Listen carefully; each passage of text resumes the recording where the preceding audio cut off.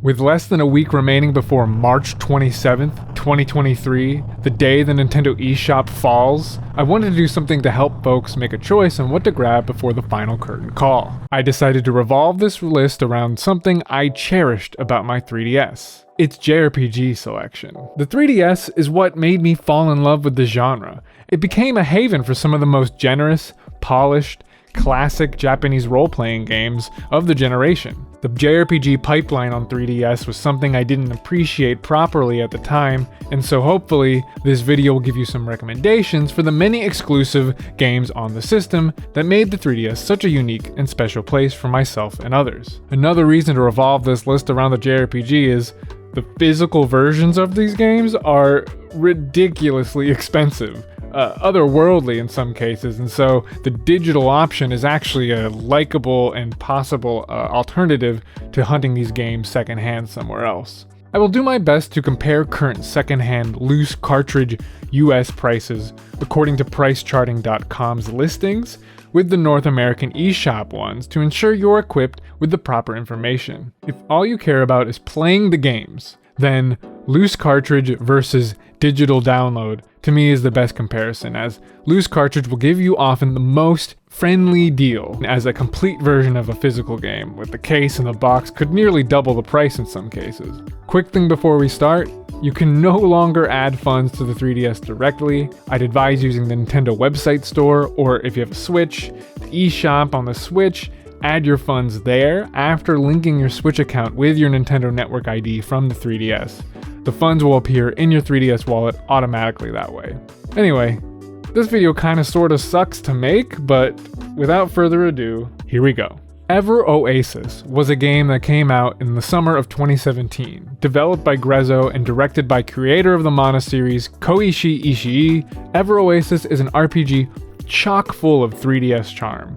Its addictive action RPG gameplay loop of adventuring in dungeons and returning with materials to build your oasis immediately launched it to hidden gem status for me as the 3DS interest waned with the arrival of the Switch and Breath of the Wild. Nevertheless, its cute Egyptian aesthetic and those crisp, beautiful blues of the sky and the water never failed to provide a unique, cozy warmth every time I booted it up. The Bravely games are gorgeous on the 3DS. A surprise hit for Square Enix in the West, Bravely Default harkened back to a bygone design philosophy that made Square famous in the 1990s. A classic Square RPG through and through. Looking back, it almost seems like an important moment in the company's history. We all scoffed at the name back then, but now with Project Triangle Strategy and Octopath Traveler, we can really just appreciate the bona fide franchise that came out of Bravely Default's engaging battling system, lovable cast, and vast, beautiful fantasy world. And I'd say the same for the sequel, Bravely Second, as well. Remakes for Dragon Quest VII and 8 were announced for the West late into the 3DS's life.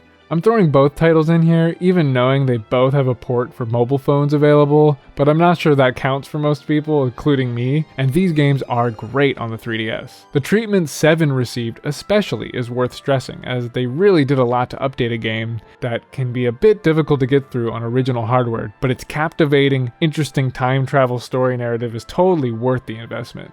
Both games having a timeless Dragon Quest charm and design that will ring true forever, no doubt, much longer than the 3DS eShop will be open for. Radiant Historia Perfect Chronology is one of the many DS facelifts from Atlus on this list. Atlus will often take a DS classic JRPG they made and bring it to the 3DS with every bell and whistle added on.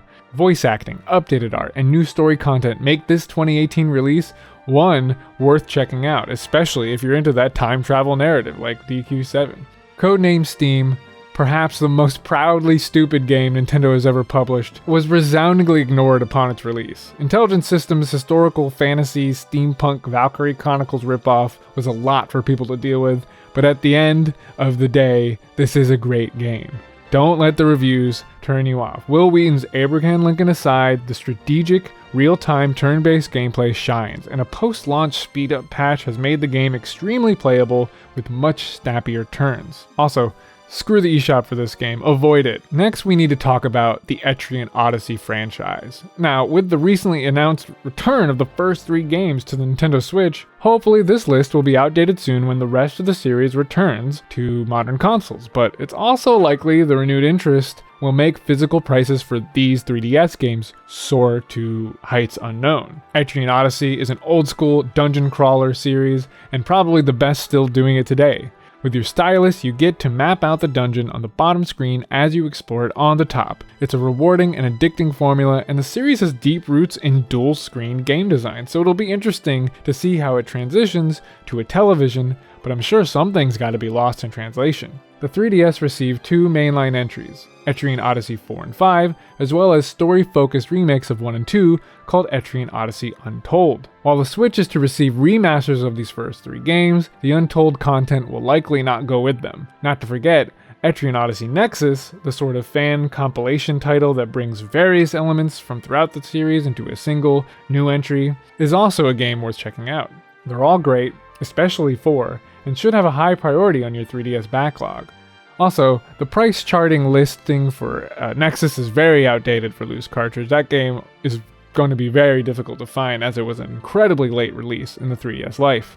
One ETRIAN Odyssey game I didn't list is ETRIAN Mystery Dungeon, as that game has been delisted on the eShop already and has seen its price skyrocket since, a warning for what's to come for many of these games once they're gone. Monster Hunter 4 Ultimate is a 3DS exclusive entry into the beloved Monster Hunter franchise, and as I'm speaking right now, is $2.99 on the 3DS eShop thanks to the Capcom sale. I'd still argue it's one of the best entries in the franchise with a polish that still delivers dozens of hours in.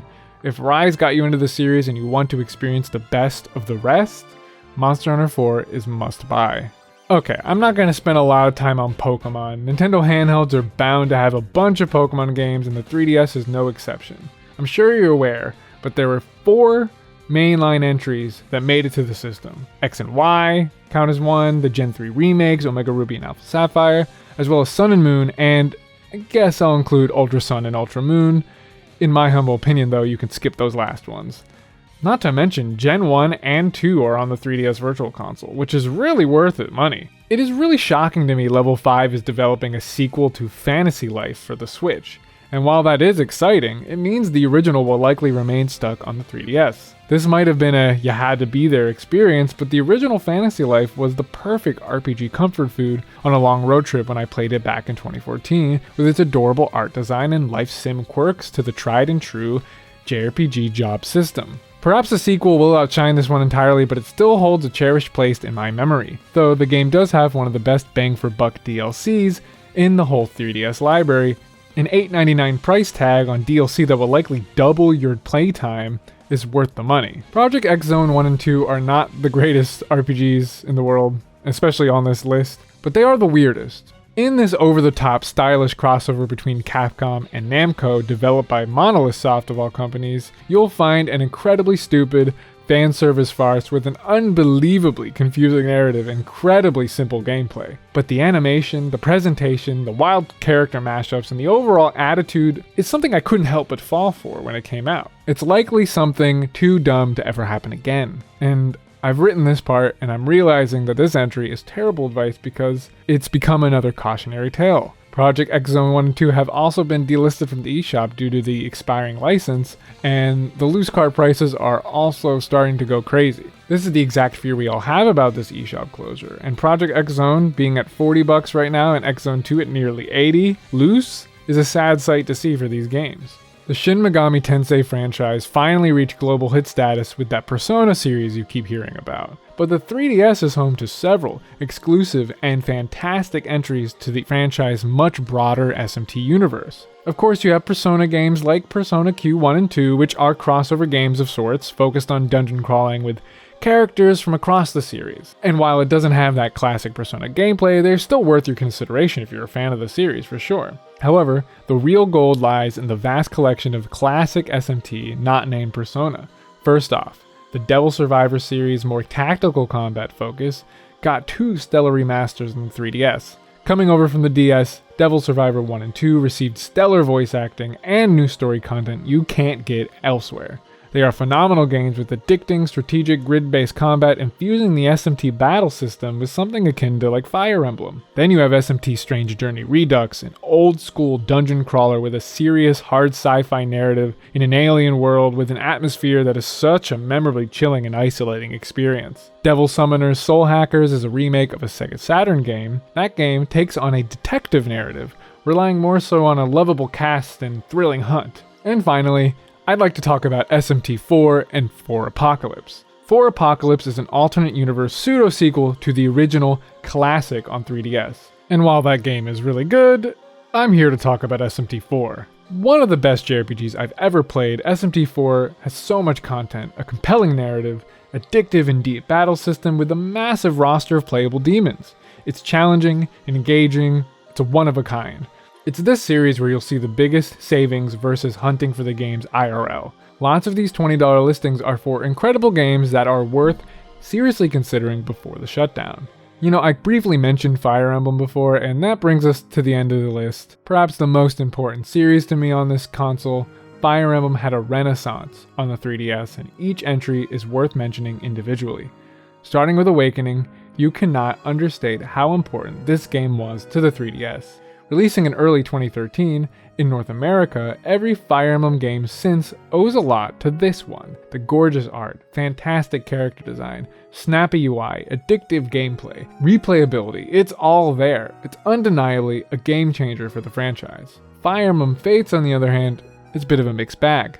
Not only is its purchase status in question, as I'll get into later, but the story is quite awful. However, the Conquest version of the game is a must-play for fans of the series. Pitched as this hardcore entry, Conquest is some of the most rewarding strategic challenge in the series as a whole. The mechanics flourish aside absolutely astounding map design. It's unfathomable how good this game is even when tossing out the entire story. Get Conquest if you can. And lastly, the remake of Fire Emblem Gaiden on the Famicom, Fire Emblem Echoes Shadows of Valentia, rounds out this list. While aspects of the game design reeks of bad NES game, the art, voice acting, music, presentation, it's all probably the best total package of any game on this console. The characters will charm you, the art will amaze you, the world will feel real, the music will spark your soul, the map design will crush you and take that all away. Lots to love and not love about Echoes, but it has that unique style I don't think we'll ever see in the series again.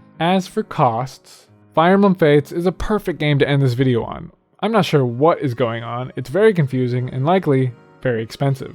The game's conceit is anti-preservation to a T, as it has this branching path dilemma that makes you decide on what game to purchase based on one of your choices in Chapter 6. It was reported the game would be unavailable for purchase on February 27th, and it probably is. The two paths, Birthright and Conquest, I've already recommended Conquest specifically, are $40.